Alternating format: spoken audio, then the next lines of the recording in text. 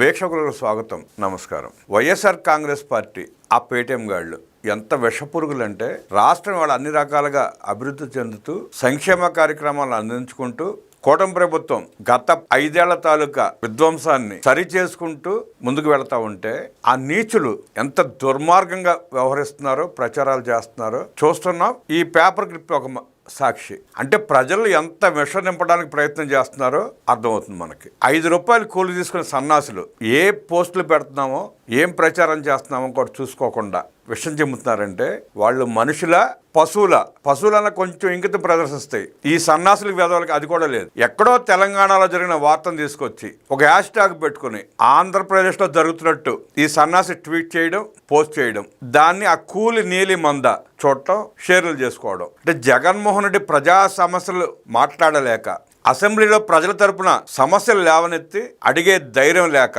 అసెంబ్లీకి వెళ్తే తను చేసిన తప్పులు ఎక్కడ బయటపడతాయో, కూటమి ప్రభుత్వం ఎక్కడ ఎండగడుతుందో, తలకాయ ఎక్కడ పెట్టుకోవాలో తెలియక అసెంబ్లీ కూడా వెళ్లకుండా పారిపోతున్న పరిస్థితి మనం చూస్తున్నాం.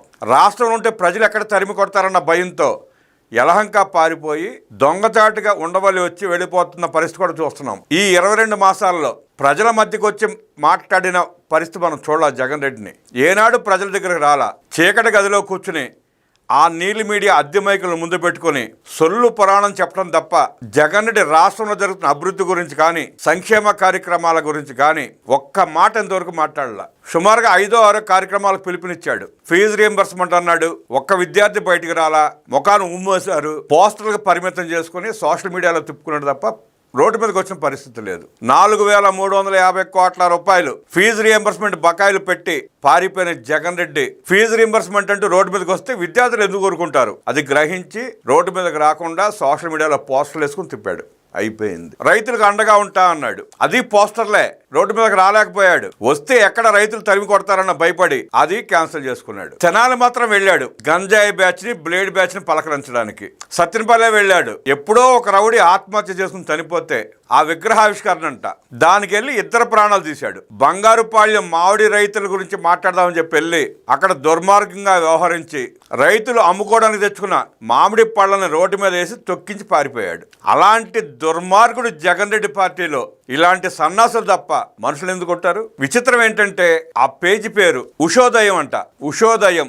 ఆ సన్నాసి పేజీకి 91,000 మంది ఫాలోవర్స్ ఉన్నారు. 91,000 మంది. కనీసం దాంట్లో 10 మంది అన్నా వచ్చి ఏంట్రా దరిద్రుడా, ఆ వార్త ఏంటి, నువ్వు పెట్టిన పోస్ట్ ఏంట్రా అని తిడితే అటు ఒళ్ళు దగ్గర పెట్టుకుని పనిచేసేవాడు. వాడు పెట్టిన పోస్ట్ ఏంటంటే సంపద సృష్టి అంటే ఇదే, #EndOfTDP. అరే మీ వల్ల వద్దంటరా?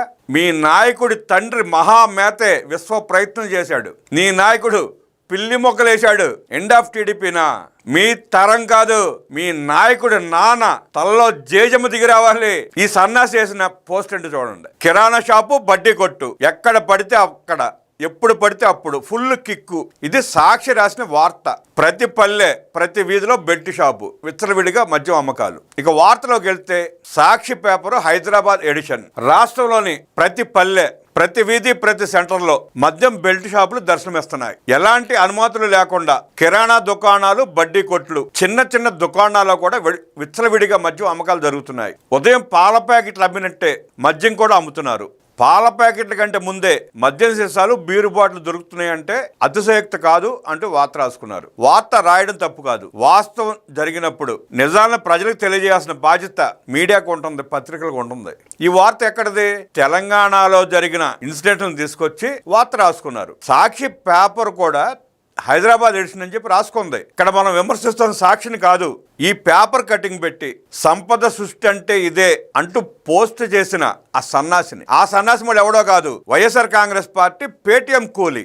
ఈ పేటీఎం కూలీని మేనేజ్ చేస్తున్న మేనేజర్ ఒకడు ఉంటాడు కదా సన్నాసి. ఈ సన్నాసులకు ఒక సన్నాసి ఉంటాడు కదా, మళ్ళీ వాడన చూసుకుని ఇలాంటి చేయబాకంటే వెదలారని చెప్పి తిట్టాలి కదా. ఆ కార్యక్రమం లేదు. ఏది పడితే అది తీసుకొచ్చి సోషల్ మీడియాలో విష ప్రచారం చేయడం. సరే, ఈ వార్తల సారాంశం ఎక్కడ జరుగుతుంది? వీళ్ళు ఫోటోలు ఎక్కడ తీసుకొచ్చి వేశారు? ములుగు జిల్లాలోని తాడ్వాయి మండలంలో 220, ఖమ్మం జిల్లాలోని వైరా మండలంలో 200 కంటే ఎక్కువగా, జనగామ జిల్లా స్టేషన్ కన్పూర్లో 190 వరకు బెల్ట్ షాపులోనే రాసుకున్నాడు వార్త. అలాగే నల్గొండ జిల్లా, భువనగిరి జిల్లా, సూర్యాపేట జిల్లా, నిజామాబాద్ జిల్లా, మిర్యాలగూడ, తెలంగాణ వ్యాప్తంగా ఉన్న కొన్ని జిల్లాల పేర్లు తీసుకుని అక్కడ బెల్ట్ షాపులు విచ్చలవిడిగా నడుస్తున్నాయంటూ వార్త రాసుకున్నాడు. వాస్తవం అయితే రాసుకోండి, దానికి ప్రభుత్వం సమాధానం చెప్తుంది. నిజమా కాదా, బెల్ట్ షాపులు ఉన్నాయా లేదా అని తెలంగాణ ప్రభుత్వం చూసుకోవడం సాక్షి పత్రిక మీద. అబద్ధమైతే వివరణ కోరద్ది, నిజమైతే సరిదిద్దుకుంటుంది. కానీ దీనికి ఆంధ్రప్రదేశ్ కి సంబంధం ఏంటి? ఈ నీచులు, ఈ బుద్ధిహీనులు ఆంధ్రప్రదేశ్ కి ఈ వార్తని ఆపాదిస్తూ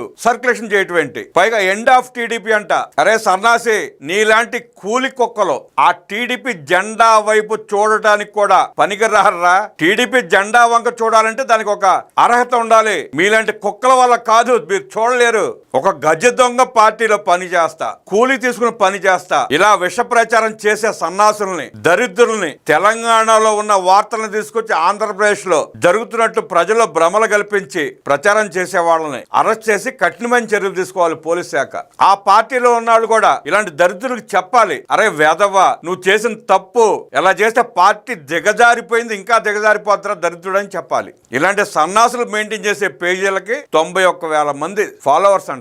అంటే వాడు ఫాలోవర్స్ ని పెంచుకుని ఎంత విష ప్రచారం చేస్తున్నాడో గమనించండి. ఉషోదయం మంచి పేరు పెట్టుకోవడం కాదు, మనిషిలా ప్రవర్తించు. నీకు కూలి ఇచ్చే నీ నాయకుడు ఓడిపోయాక రాష్ట్రం వదిలిపెట్టి పారిపోయాడు, పొరుగు రాష్ట్రంలో తలదాచుకుంటున్నాడు. మీలాంటి నీలి కుక్కలను అడ్డం పెట్టుకుని విష ప్రచారం చేసి ప్రజల్లో విషం నింపే ప్రయత్నం చేస్తున్నాడు. అది మీ వల్ల కాదు. ప్రజలు స్పష్టంగా మెట్టుతో చాచి కొట్టిన తర్వాత కూడా మీలో ఇంకా మార్పు రావడం లేదంటే మీరు ఎంత దరిద్రులో అర్థమవుతుంది. ప్రజల పక్షాన పోరాడలేని, ప్రజా సమస్యలు లేవనెత్తలేని మీకు పార్టీ ఎందుకయ్యా జగన్ రెడ్డి?